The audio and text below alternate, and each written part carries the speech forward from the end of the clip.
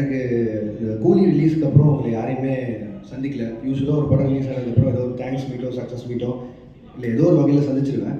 இந்த தடவை சந்திக்க முடியல. கிட்டத்தட்ட ஒரு 6 மாதம் ஆச்சுன்னு நினைக்கிறேன். அந்த நீலம் பண்பாட்டு மையம் போகும்போது அப்பவும் பேசணும்னு நினச்சேன். பட் ஆனால் கொஞ்சம் அவசரமாக போக வேண்டியதுனால அப்பவும் சரியாக பேச முடியல. ஸோ அடுத்த படத்துக்கு மூவ் ஆகிறதுக்குள்ளே என் சைட்லேருந்து ஒரு 2-3 விஷயம் நிறைய இந்த சோஷியல் மீடியாவில் போயிட்டு இருக்குது. அதுக்கு நான் அட்ரஸ் பண்ணணும்னு நினச்சேன். ஸோ அதுக்காக தான்.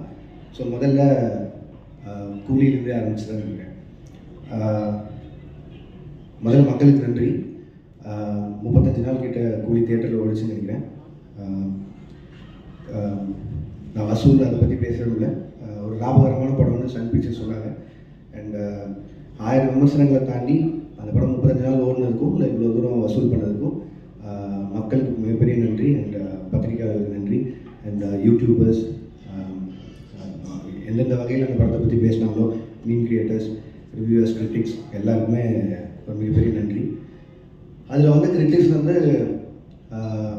நிறைய விஷயங்கள் என்னை யோசிக்க வச்சுருக்கு. எப்படின்னா, ஸோ இதுதான் எங்கிட்ட எதிர்பார்க்குறாங்க, இந்த மாதிரி கதை சொல்கிறது தான் எதிர்பார்க்குறாங்கிறது வரைக்கும் நிறைய விஷயம் நானும் அதை லேர்னிங்காக எடுத்திருக்கேன்.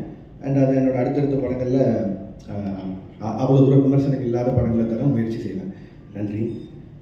அண்ட் அதுக்கடுத்து ரஜினி சார் கமல் சார் படம், அதை பற்றியும் நிறைய விமர்சனங்கள் போயிட்டு இருந்தது. என்ன எது கிளாரிட்டி இல்லைன்னா அதை பற்றியும் என் சைட்லேருந்து ஒரு கிளாரிட்டி கொடுத்துருன்னு ஆசைப்பட்டேன். கூலி ரிலீஸ் ஆகிற டைமில் 2 பேருமே மீட் பண்ணேன். அண்ட் 2 பேருமே இந்த மாதிரி ஒரு படம் பண்ணலான்னு சொன்னாங்க. எனக்கு அது மிகப்பெரிய ஆப்பர்ச்சுனிட்டி. கிட்டத்தட்ட 46 வருஷம் கழிச்சு 2 பேர் ஒன்று சேர்றாங்கன்னா அவங்க வந்து என்னை டைரக்ட் பண்ண சொல்லி கேட்டதே எனக்கு பெரிய விஷயமா இருந்தது. ஆனால் எனக்கு அப்போ கைதி 2 இருந்தது. கைதி 2 தான் என்னோட இமீடியட் நெக்ஸ்ட் ஃபிலிமாக இருந்தது. பட் ஆனால் இந்த ஆப்பர்ச்சுனிட்டியை மிஸ் பண்ண முடியல. ஸோ அதனால் நான் ப்ரொடக்ஷன் சைடில் சொல்லிவிட்டு நான் இந்த படம் முடிச்சுட்டு வந்துடுறேன், ஏன்னா எனக்கு திருப்பி இப்படி ஒரு ஆப்பர்ச்சுனிட்டி கிடைக்காதுன்னு சொல்லிட்டு நான் வந்துட்டேன். ஒரு 1.5 மாதம் சின்சியராக எழுதினேன். முடிஞ்ச அளவுக்கு ட்ரை பண்ணேன். 2 பேரையும் வச்சு ஒரு படம் பண்ணிருக்கேன். 1.5 மாதம் கழிச்சு நேரில் போய் மீட் பண்ணி 2 பேருக்கும் தனித்தனியாக நரேஷன் போச்சு. 2 பேரும் ஈக்குவலாக எக்ஸைட் ஆனாங்க கதை மேலே. பட் ஆனால் என்னென்னா 2 பேரும் நிறைய ஆக்ஷன் ஃபிலிம்ஸ் கண்டினியூஸாக பண்ணிகிட்டு இருக்காங்க. ஜெயிலர் 2 வரைக்கும் ரஜினி சார் ஆகட்டும், இப்போது கமல் சாரோட அடுத்து அன்புரி மாஸ்டர் டைரக்ஷனில் வர படம் மாட்டோம். ஸோ எல்லாமே ஹெவி ஆக்ஷனாக இருக்குது. திரும்பவும் கேப் இல்லாமல் இன்னொரு ஆக்ஷன் போகணுமாங்கிறது தான் அவங்களுக்குள்ள ஒரு கேள்வி வந்து. 2 பேரும் ஒரு லைட் ஆர்டட் ஃபிலிமாக எதிர்பார்த்துட்டு இருக்காங்கிறது தான் எனக்கு அது மூலிமா தெரிஞ்சு 2 பேரும் சொன்னாங்க. பட் லைட் ஆர்டட் ஃபிலிம் எனக்கு பண்ண வராது. அண்ட் அதை நான் ஜெனுவனாக சொல்லிட்டு வெளில வந்தேன். பட் ஆனால் நான் இப்போது சொல்லிட்டு போனதுக்கப்புறம் எப்போ திருப்பி வருவேன்னு தெரியாது கார்த்தி சாருக்கும் அவங்க டீமுக்கும். ஸோ அதனால் அவருக்கு கைதி 2 இருந்த ஸ்லாட்டுக்கு இன்னொரு டைரக்டர் கொடுத்துட்டாரு. இதுதான் ஆக்சுவலாக நடந்தது. அண்ட் அந்த கேப்பில் வேறு என்ன பண்ணலாம் அப்படின்னு யோசிக்கும்போது மைத்ரி பிக்சர்ஸ் வந்து அவங்க எனக்கு கிட்டத்தட்ட ஒரு 6 இயர்ஸ் முன்னாடியே ஒரு அட்வான்ஸ் கொடுத்துருந்தாங்க. சரி, அந்த கமிட்மெண்ட்டை கிளியர் பண்ணிடலான்னு யோசிக்கும்போது எனக்கு அல்லு அர்ஜுன் சார் ரொம்ப பிடிக்கும். ஒரு 3-4 வருஷமாக பேசிகிட்டு இருக்கோம் ஏதோ ஒரு படத்தில் கொலாப் பண்ணலான்னு. ஸோ இது எல்லாமே சேர்ந்து அமைஞ்சு வந்த மாதிரி இருந்தது. ஸோ இந்த கேப்பை யூஸ் பண்ணி இப்படி ஒரு படம் பண்ணிட்டு வந்துடலான்னு யோசிச்சிடலாம். அதுவும் நிறையா சம்பளம் கேட்டேன், அதனால கைதி 2 பண்ணல அப்படிலாம் போட்டுட்டாங்க. அப்படிலாம் இல்லை, சம்பளம்ன்றது உங்களுக்கு தெரியும். மார்க்கெட்டும் ப்ரொடியூசரும் நிர்ணயிக்கிறதா. நான் எவ்வளோ டிமாண்ட் பண்ணாலும் நம்ம படம் என்ன பண்ணியிருக்கோம் அதுக்கு தகுந்த மாதிரி நம்ம சம்பளமும் இருக்கும். ஸோ அந்த ஒரு விஷயம் கிளியர் பண்ண நினச்சேன். லாஸ்ட் வீக் அவங்க எல்லாரையும் மீட் பண்ணி பேசிட்டேன். ஸோ என்னோடய அடுத்த படம் கைதி 2 தான் இருக்கும். அது ஏன் நான் ரொம்ப சால்ட்டாக சொல்கிறேன்னா, அந்த எல்சியூ இல்லை, எல்சியூ க்ளோஸ் ஆகிடுச்சு அதெல்லாம் போட்டிருந்தாங்க. அது வந்து ஜி ஸ்குவாட் இல்லை. ஜி ஸ்குவாட் க்ளோஸ் பண்ணுறேன்னா நான் க்ளோஸ் பண்ணிடலாம். எல்சியூன்றது வந்து ஃபர்ஸ்ட் ஆஃப் ஆல் அந்த பேரே நான் வைக்கல. அது வந்து ஃபேன்ஸாக அவங்க தெரியல எல்சியூன்னு ஒரு நாள் சொன்னது, நான் அதை ஃபாலோ பண்ணிருக்கேன். ஸோ அதை டக்குன்னு நான் ஒருத்தர் மட்டும் முடிவு பண்ணி இல்லை எல்சியூவில் படம் வேணும் அப்படிலாம் சொல்ல முடியாது. கைதி 2 ஆகட்டும், விக்ரம் 2 ஆகட்டும், ரோலக்ஸ் இண்டிவிஜுவல் ஃபிலிம் ஆகட்டும், இதெல்லாம் என்னோடய கமிட்மெண்ட்ஸ். ஸோ இதை நான் பண்ணாமல் போக முடியாது. இது எல்லாமே என்னோடய கமிட்மெண்ட்ஸ். ஸோ அதனால் எல்சியூ மூடப்படல, திருப்பி ஓப்பன் ஆகும். இந்த அல்லு அர்ஜுன் சார் படம் முடிச்சோன்னே அது இப்போ தான் ஆக்சுவலி ப்ராப்பராக ஓப்பன் ஆகும் நினைக்கிறேன். அந்த அதுக்குள்ளே ப்ரொடக்ஷனில் பென்ஸ் இருக்குது, அதுவும் எல்சியூக்குள்ளே தான் வருது. ஸோ ஏதோ ஒரு பாயிண்டில் எல்சியூ சம்பந்தமான படங்கள் வந்துட்டே இருக்கும். அண்ட் இதுதான் மொத்த கிளாரிட்டி. அண்ட் அமர்கான் சார் படத்தை பற்றியும் சொல்லுவேன். அமர்கான் சார் நானும் ஒரு படம் பண்ணுறதா இருந்தது. இப்போவும் பேசிட்டு தான் இருக்கோம். இத்தனை கமிட்மெண்ட்ஸ் எனக்கு இருக்குது, அவருக்கும் நிறைய கமிட்மெண்ட்ஸ் இருக்குது. ஸோ அது எப்போன்னு தெரில, பட் ஸ்டில் நாங்கள் பேசிகிட்டு இருக்கோம். அண்ட் அவ்வளோதான். இதுதான் நான் மேஜராக அட்ரஸ் பண்ணணும்னு நினச்சேன். இது நான் ஒரு பாயிண்டில் பதில் சொல்லி ஆகணுன்ட்டே இருந்தது. ஏன்னா ஒரு சைடு 2 சைடில் எல்லா பக்கமும் பேசிட்டே இருக்காங்க. ஸோ என்னோடய சைட்லேருந்து ஒரு கிளாரிட்டி கொடுத்துட்டு நான் அடுத்த படத்துக்கு மூவ் ஆகணும்னு இருந்தது. ஸோ அதனால தான் இந்த press meet. And thank you so much எல்லோரும் வந்ததுக்கு. உங்களுக்கு எதாவது கேள்விகள் இருக்குன்னா கேட்கலாம். இப்போ தான் ஆரம்பிச்சிருக்கு, 2 ஸ்கெடியூல் முடிஞ்சிருக்கு. அது அருண் பேசினா நல்லா இருக்கும்னு நினைக்கிறேன். அதனால் நான் பேசுகிறேன்னு நினைக்கிறேன்.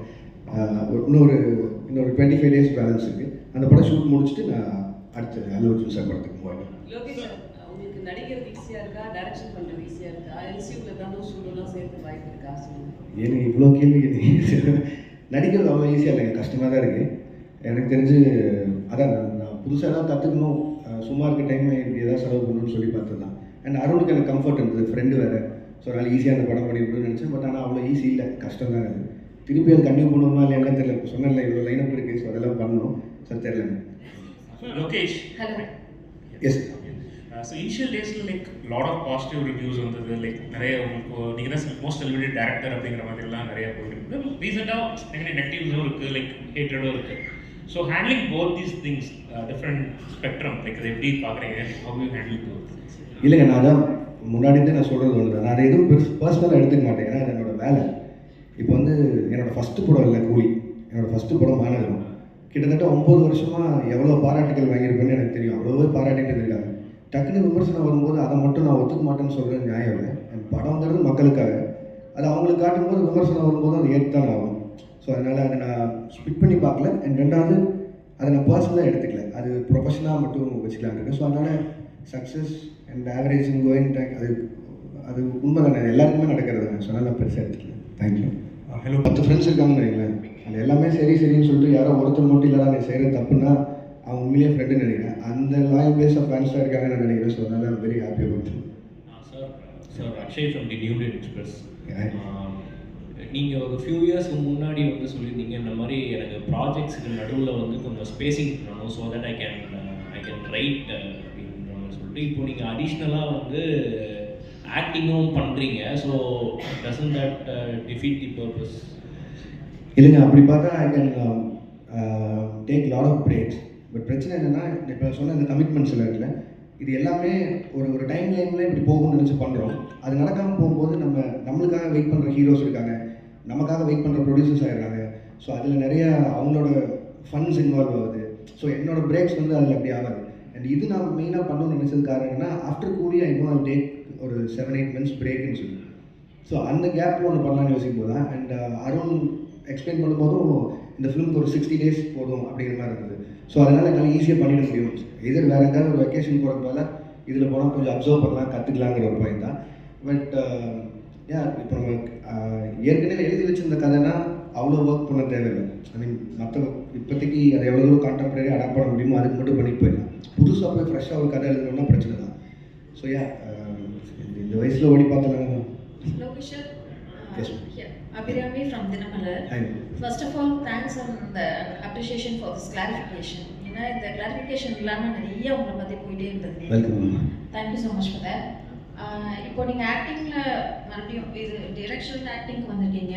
You have any idea to extend this acting? ஏன்னா இப்போ 2 ஸ்கெடியூல் முடிச்சிருக்கேன்னு சொல்லியிருக்கீங்க. ஸோ திரும்ப ஆக்ஷன் பண்ணலாமா, நடிக்கலாமா, இல்லை நீங்கள் டைரக்ஷனுக்கே திரும்பி போயிடலாம் அப்படின்னு? இல்லை மேம், திரும்பி போகிறதுக்கான விஷயமே இல்லை. இடையில ஸ்கூலில் லீவ் விட்ட மாதிரி தான், அந்த கேப்பில் ஓடி போய் நடிச்சிட்டு. பட் ஆனால் என் ப்ரொஃபஷன் டைரக்ஷன் தான், நான் அதில் தான் இருக்க போகிறேன். இதே மாதிரி திருப்பி ஒரு 6 மாதம் படங்களுக்கு நடுவில் கேப் வந்து ஒரு சின்னதாக யாராவது ஒரு கதை இருந்தால் நடிக்காமல் இருக்கும். பட் இப்போதைக்கு அந்த எண்ணெல்லாம் இல்லைங்க. அருண் படம் முடிச்சுட்டு டைரக்ஷன் போகணும். சார், ரிலீஸ்க்கு முன்னால் நீங்கள் சில இன்டர்வியூஸ்லாம் கொடுத்தீங்க. அதை வந்து ஆடியன்ஸ் பாயிண்ட் ஆஃப் வியூவில் வந்து அதை எக்ஸாஜரேஷன்னு நினச்சிட்டு அதை பற்றி சோஷியல் மீடியாவில் வந்து உங்களை பற்றி நெகட்டிவிட்டியோடு பேச ஆரம்பிச்சாங்கன்ற மாதிரி தான் தோணுது. அது உண்மையிலேயே என்ன தான் நடந்துச்சு சார்? நீங்கள் சொன்னது என்ன, செஞ்சது என்ன, மக்கள் மத்தியில் எப்படி போய் சேர்ந்துச்சு சார்? இப்போ நான் சொன்னாலும் திருப்பி அதான் நடக்க போகுது சார். ஸோ நான் வந்து ஒரு படத்தோட கலெக்ஷனை பேஸ் பண்ணி ஒரு படம் பண்ண முடியாதுங்கிறது அது என்னோட ஐடியாலஜி. சினிமா 1000 கோடி சம்பாதிச்சு காட்டுன்னு ஒரு படம் எழுதவே முடியாது. நான் அதான் முன்னாடியே சொல்கிறேன். பட் ஆனால் என்னென்னா, நம்ம டெக்னீஷியன்ஸும் நம்ம கூட இருக்கவங்க யார் எவ்வளோ சொன்னாலும் அவங்க அந்த படத்து மேலே எக்ஸைட்மெண்ட், ரஜினி சார் மேலே இருந்த எக்ஸைட்மெண்ட், அவ்வளோ ஸ்டார்ஸை பார்த்த எக்ஸைட்மெண்ட்டில் இந்த 1000 கோடிங்கிற பிரச்சனையை ஆரம்பிச்சிருவாங்க ஸ்டார்டிங்லேருந்து. இப்போ அதனால் 500 கோடிக்கு சம்பாதிச்ச படம் கூட இப்போ வந்து நான் பதில் சொல்கிறது ஆயிடுச்சு. கிரிட்டிசிசம் அதில் வெட்டலாம். பட் ஆனால் கொடுத்த இன்டர்வியூஸுமே சரி, நான் இதை ரொம்ப ஸ்ட்ரெஸ் பண்ணியே சொல்லிட்டு இருந்தேன். இந்த மாதிரி 1000 கோடிங்கிறத ப்ரெஷரைஸ் பண்ண வேணாம், அப்படி ஒரு படமாக எக்ஸ்பெக்ட் பண்ணாதீங்க. ஒரு commercial film Rajini sir enjoy பண்ணுற மாதிரி ஒரு படம் இருக்கும் தான் நான் முன்னாடி இந்த எல்லா இன்டர்வியூலையும் சொன்னேன். பட் எனக்குமே வந்து ஏதோ ஒரு பாயிண்டில் ஒரு டிரான்ஸ்பரன்சி, ஒரு அளவை மெயின்டைன் பண்ணுங்கிறது நான் இந்த படத்துலேருந்து என்னோடய லேர்னிங்காக இருக்க போகுது. எனக்கு எவ்வளோ பேசினா போதும். ஏன்னா நான் ரொம்ப கனெக்ட் ஆகி நிறையா ஃப்ரெண்ட்ஸோடு உட்காந்து பேசுகிற மாதிரி பேசிடுறேன். அது வந்து ரொம்ப எக்ஸாஜரேட் ஆன மாதிரி ஆகிடுது. ஸோ படம் ரிலீஸ்க்கு அப்புறம் அதுவே எனக்கு பேக் ஃபயர் ஆகிற மாதிரி ஆகிடுது. ஸோ நான் இதுக்கு மேலே வரும்போது கொஞ்சம் டிரான்ஸ்பரன்சி மெயின்டைன் பண்ணிக்கணும்னு நினைக்கிறேன். சார் இதோட கண்டினியூஷன் நான் கேட்குறேன். It is not only because of you. நீங்கள் ஒருத்தர் பர்சன் நிறைய செலிபிரிட்டிஸ்க்கு வந்து இந்த ஐடி விங் ஆட்டம் வச்சுருக்காங்க sir. They have a social media team ஆட்டம். அந்த டீமை அட்மினிஸ்ட்ரேட் பண்ணுறவங்க வந்து அவங்க போடக்கூடிய சில ட்வீட்ஸோ இல்லை சோஷியல் மீடியாவில் போடக்கூடிய பதிவோ இட் பிகம்ஸ் அ பேக் ஃபயர்ன்ற மாதிரி ஆகிடுது. ஏன்னா உங்களை பற்றி நீங்கள் சொல்லாதே எக்ஸாஜரேட் பண்ண மாதிரி ஒரு படம் வந்து உங்களன்னு சொல்லுது இன் ஜென்ரல் நான் ஆஸ்கிங். ஒரு படம் ரிலீஸ்க்கு முன்னாடி இது வந்து 500 கோடி கலெக்ஷன் ஆகும் 1000 கோடி கலெக்ஷன் ஆகும்னு அந்த ஐடி விங் போடுறதுனால கடைசியில் அது வந்து 200 கோடி தான் ஆச்சா அது அப்படியே ட்ராபேக் ஆகிட்டு அது எப்படி சார் அது இது எப்படி சார் சொல்ல முடியும்? இது வந்து அது ஃபேன்ஸே நீங்கள் தடுக்க முடியாது. அண்ட் சோஷியல் மீடியா இன்றைக்கி உங்களுக்கு எவ்வளோ தூரம் தடுக்க முடியாத ஒரு சக்தி ஆயிடுச்சு. அது நீங்கள் ரிவ்யூஸோ எதுவுமே எல்லாமே அவங்களோட எண்ணம். அவங்க காசு கொடுக்குறாங்க, படம் பார்க்குறாங்க, அதை பற்றி போடுறாங்க. அவங்களுக்கு இருக்கிற ஒரு படத்து மேலே இருக்க எக்ஸைட்மெண்ட்டை வச்சு போகிறாங்க. அவங்களுக்கு அந்த எக்ஸைட்மெண்ட் குறைஞ்சிருச்சுன்னா எங்களுக்கு இங்கே வேலையே இல்லை. ஸோ அதனால் அவங்க எக்ஸைட்டடாக இருக்கிறத நம்ம தப்புன்னு சொல்ல முடியாது. அட் த சேம் டைம் இது நீங்கள் சொன்ன மாதிரி ஐடி விங் வச்சு பேசி எனக்கு அதில் எப்படி நம்பிக்கை இல்லைன்னா இல்லை எனக்கு புரியுது சார், எனக்கு புரியுது சார். ஒரு படம் நல்லா இருந்ததுன்னா யாருமே தடுக்க முடியாதுன்னு நான் நினைக்கிறேன். நான் அதை ரொம்பவும் நம்புகிறேன். நீங்கள் நான் உதாரணமாக மற்ற படங்கள் எடுக்காமல் என் படத்தை எடுக்கிறது மாநகரம் ரிலீஸ் ஆகும்போது யாருக்குமே அங்கே அடையாளமே கிடையாது. சந்தீப் பிரச்சனை தான். பட் அந்த படத்தை கொண்டு போய் சேர்த்தது நீங்கள் தான். அன்றைக்கி 50 நாள் ஓடிச்சு. அப்போது அன்றைக்கி அது நல்லா இருக்குங்கிற மாதிரி தான் ஏதோ ஒரு நம்பிக்கையில் போய் அந்த படத்தை போய் பார்த்தாங்க. ஸோ அதனால் அதுக்கப்புறம் எல்லோரும் ஸ்டார்ஸ் கூடயும் வேலை செஞ்சுட்டேன்.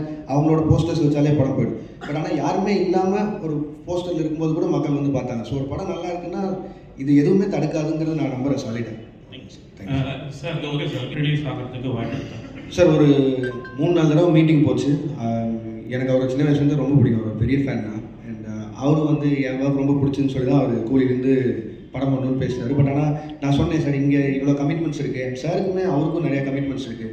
ஸோ இதே மாதிரி ஏதோ ஒரு டைம் லைனில் ஏதாவது மிஸ் மேட்ச் ஆகும்போதோ வேற ஒரு டைம் கிடைக்குதோ அப்படிங்கிறது பார்த்து தான் சார் பண்ண முடியும். பட் ஆனால் we are talking sir. Sir எனக்கு எல்லா ஹீரோஸ் கூட வேலை செய்யணும் சார். அவங்க எல்லாரும் கூடயும் பேசிட்டு தான் இருக்கேன். பட் ஆனால் டைம் லைன் தான் சார் பிரச்சனை. சார் இங்கே டிசியில் பண்ணிட்டு இருக்கிறதா டிசியில் இப்போ பண்ணிக்கிட்டு இருக்கீங்க. அதே மாதிரி ஜனநாயகி ரிப்போர்ட்டராக பண்ணிட்டு இருக்கீங்க அப்படின்றதும் தகவல் வந்துச்சு. அதை நீங்கள் எப்படி பார்க்குறீங்க? அதுக்கப்புறம் 2 கேள்வி வச்சுக்கிறேன். இந்த சென்சார் இஷ்யூ கூலிலையும் ஏ சர்டிஃபிகேட் வந்துருந்தது, ஜனநாயகிலையும் அது பாதிக்கப்பட்டிருக்கு. அதை எப்படி சார் பார்க்குறீங்க இந்த 2 விஷயம்? சார் டிசியில் அவன் சார் பண்ணிருக்கேன். அது அருண் மாதேஸ்வர் படம். இது வந்து ஹெச் வினோதனாவும் விஜயனாவும் ஒரு நாள் கூப்பிட்டாங்க. ஸோ அது கேமியா பண்ணேன். அது அவ்வளோதான் என்னால் சொல்ல முடியும். அதுக்கு மேலே அவங்க பேசிங்க. அண்ட் ரிகார்டிங் சென்சார் போர்ட் நான் கூலி சொல்லணுன்னா அதுக்கும் நிறைய விமர்சனம் வந்ததில்லை. ஏன் ரஜினி சார் ஏ சர்டிஃபிகேட் அப்படின்னு சொல்லி சரி ஏ சர்டிஃபிகேட் வாங்கணும்னு போல எனக்கு என்ன ஆச்சுன்னா சென்சார் போர்டில் ஃபர்ஸ்ட் சென்சார் பண்ணி முடிச்சோன்னா தி அட்வைஸ் வித் 35 கட் சொன்னாங்க. அப்புறம் ஒரு 9 மியூட்ஸ் இருந்தது. மியூட்ஸ் கூட ஓகே எனக்கு பிரச்சனை இல்லைன்னு சொல்லிட்டேன். பட் 35 கட்டுங்கிறது வந்து என்னால் அன்றைக்கி ஏற்றுக்க முடியல. இப்போ படம் ரிலீஸ் ஆனதுக்கப்புறம் ஆல்ரெடி நிறைய இடங்கள் புரியலன்னு சொல்லி சொல்கிறாங்க. மேபி அது ஐ டேக் த பிளேம். நிறைய இடத்துல நான் புரிய வச்சுருக்கணும். பட் ஆனால் அதையும் மீறி 35 கட் அப்படின்னா அது படமாகவே இருந்திருக்காது. இன்னும் நீங்கள் வந்து ஒரு ஒரு ஒரு கம்ப்ளீட்டட் ஃபிலிம் வித் ஏ சர்டிஃபிகேட்டா இல்லை ஒரு இன்கம்ப்ளீட் ஃபிலிம் வித் யூபிஏ சர்டிஃபிகேட்டாங்கிற மாதிரி தான் இருந்தது. அண்ட் இமீடியட்டாக அது நான் ஒருத்தர் எடுக்க முடியிற கால் இல்லை. ஏன்னா அது எத்தனை கோடி இன்வெஸ்ட் பண்ணியிருக்காங்கன்னு உங்களுக்கு தெரியும். ஸோ நான் ப்ரொடியூசர்கிட்டையும் பேசினேன், ரஜினி சார்கிட்டையும் பேசினேன். அண்ட் எல்லோரும் பேசி முடிவு பண்ணி வி அப்ளை ஃபார் ரீசென்சார். உடனே ரீசென்சார் அப்ளை பண்ணோம். ரீசென்சாரில் அடுத்த பேனல் பார்த்துட்டு திருப்பியும் அதே 35 கட்டு அட்வைஸ் பண்ணாங்க. பட் அட்வைஸ் பண்ணுறதை தாண்டி ரீசென்சாரில் எனக்கு சொன்னது என்னென்னா தீமேட்டிக்காகவே இது அதாவது பிணங்களை எரிக்கிறதும் இந்த மாதிரி பண்ணுறதுங்கிறது தீமேட்டிக்காகவே எனக்கு இந்த மாதிரி பண்ணணும். அண்ட் எங்களுக்கான ரிலீஸ் டைம் இருக்குது. அண்ட் எனக்கு அந்த படத்தை எந்தையுமே விஷுவலாக கட் பண்ணிட வேணாம். இது எல்லாத்தையும் மனசில் வச்சுட்டு ரஜினி சாரோட அட்வைஸை எடுத்துகிட்டு அண்ட் தென் வி டிசைடட். ஏன்னா ஒரு ஏ சர்டிஃபிகேட் வந்ததுனால மட்டுமே ஒரு 40-50 கோடி வருமானத்தில் லாஸ் இருக்க மாதிரி இருக்கும். பட் ஆனால் அந்த சன் பிக்சர்ஸ் எனக்கு கொடுத்த ஃப்ரீடம், ரஜினி சார் எனக்கு கொடுத்த ஃப்ரீடம், ஒரு லோகேஷ் உங்கள் காலாக இருக்கட்டும், உங்களுக்கு என்ன தோணுதோ பண்ணுங்கள். நான் ஒரு கம்ப்ளீட் ஃபிலிமாக இருக்கணும்னு சொல்லி தான் ஏ சர்டிஃபிகேட் கொடுத்துக்கிட்டது. இல்லைன்னா ஆப்வியஸாக இன்னும் கொஞ்சம் அதிகமாக சம்பாதிக்க போகுதுன்னா நான் வேணான்னு தான் சொல்லியிருப்பேன். பட் இதுதான் ஆக்சுவலி நடந்தது. அண்ட் ரிகார்டிங் ஜனநாயகன் இடத்துல நீங்கள் வினோதனாக தான் கேட்கணும். நான் சென்சாருக்குள்ளே போகல, அதனால நான் சொல்ல முடியும். Thank you sir.